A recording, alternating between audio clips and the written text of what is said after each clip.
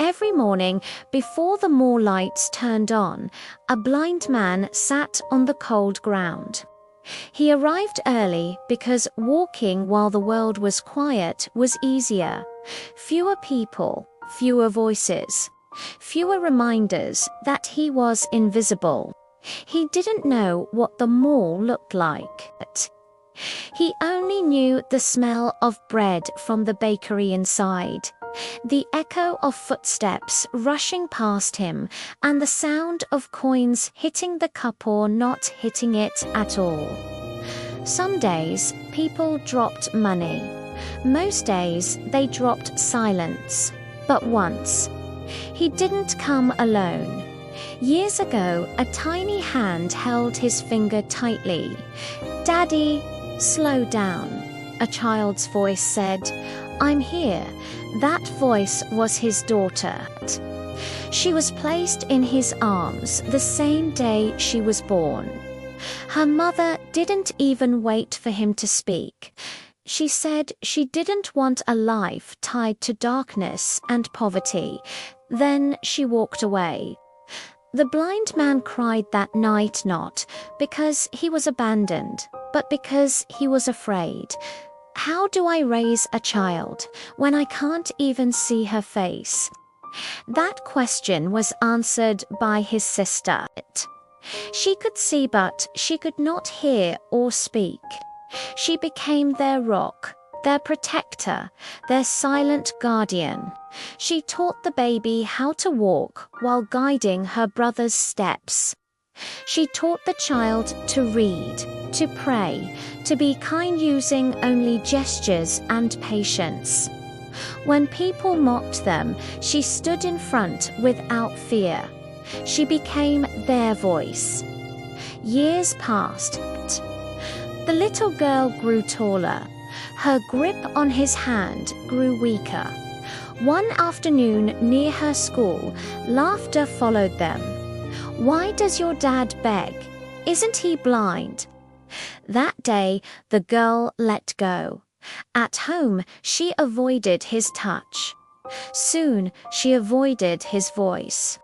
And one night, she never came back. No goodbye, no letter, no hug, just silence. The blind man waited for footsteps that never returned. Then tragedy came quietly.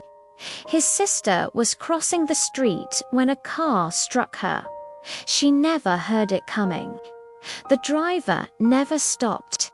The blind man had to identify her body by touch. He buried her alone. That night, he screamed not because he was blind, but because there was no one left to hear him.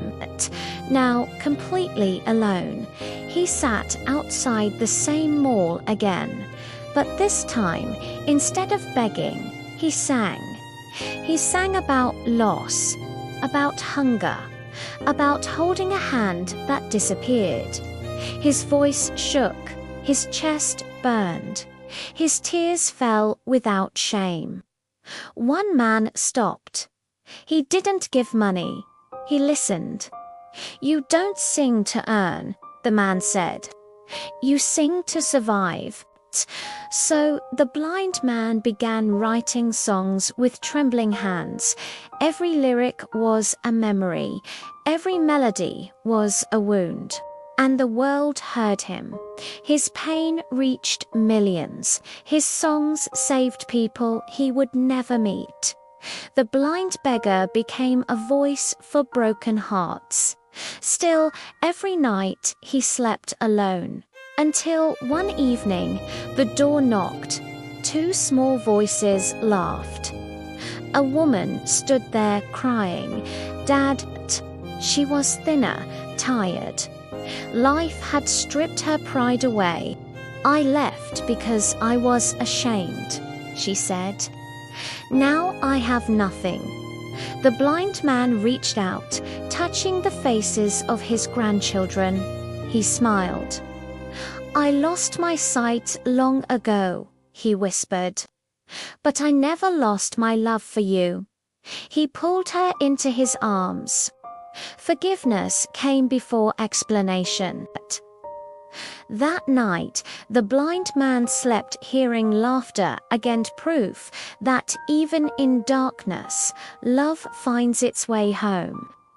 Never be ashamed of someone who sacrifices their dignity so you can survive.